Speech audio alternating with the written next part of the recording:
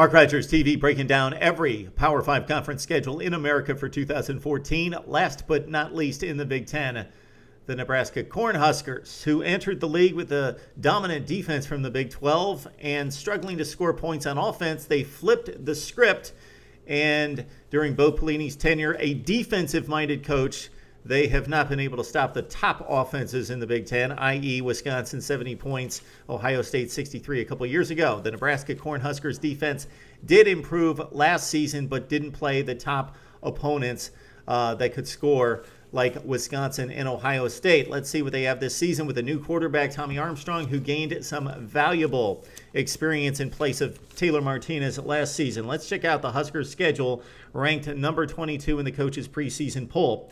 Florida Atlantic, McNeese State to start out the season at home. They better start 2-0. All right.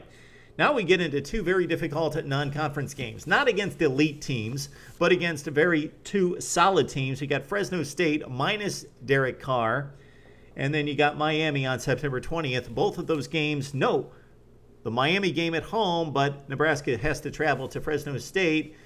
Fresno State been the program that has played just about anybody that will take them on in the last 10 or 15 years. So two pretty tricky games for the Huskers. Could they be 2-2 entering conference play? They could be 3-1. They could be 4-0.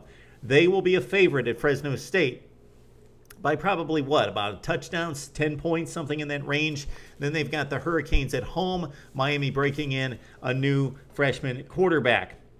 Or a senior quarterback, actually, that has yet to play. Then they also have a stud freshman coming in as well. The battle ensues in Miami, but they'll most likely go with Olsen, the senior. Okay, then Nebraska jumps into Big Ten play, and again, it's pivotal who you play in the other division.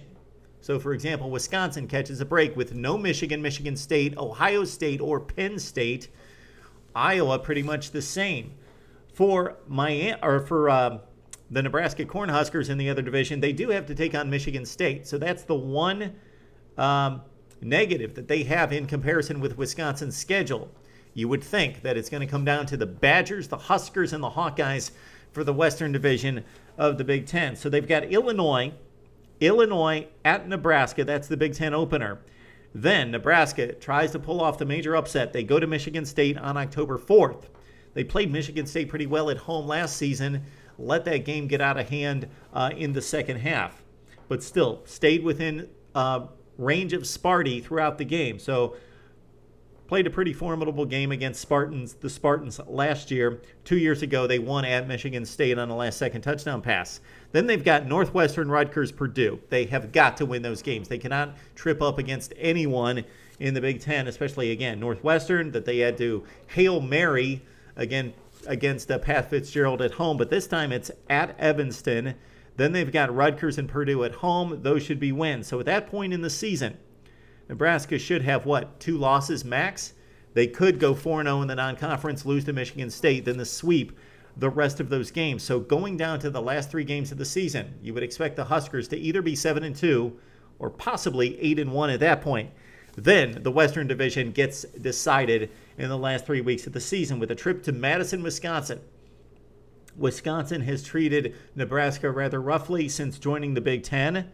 Then the Huskers go play Minnesota. That game, a home game, coming off the upset loss at Minneapolis last season against the Gophers. But Nebraska, the more talented team, should make amends and get their vengeance against Minnesota in that game, the second to the last season. And then who knows, if Iowa and or Nebraska upset Wisconsin, then we're looking at a Western Division championship game de facto in Iowa taking on Nebraska, that game at Iowa City. I don't like this team to win the Western Division. I think Iowa's better, and certainly Wisconsin's better. I think they're the third best team, but I don't think it's by a huge gap. So I think the Huskers could win the Western Division. I'm not picking them to win the Western Division. It looks like an 8-4 schedule to me for the Huskers, but they could do as well as 10-2. Would love to hear what you have to say about Nebraska football for 2014, and specifically this Big Ten slate that does not include Ohio State, Penn State, or Michigan. So the Huskers do have to travel again to Michigan State. Then they've got the toughies in division against Wisconsin and Iowa. Non-conference play. I'm going to credit the Nebraska Athletic Department in scheduling a game at Fresno State and then they take on Miami in what should be a game between two teams that are roughly 4th, 5th, 6th best teams in their respective conferences. Love to hear from you now on Mark Rogers TV.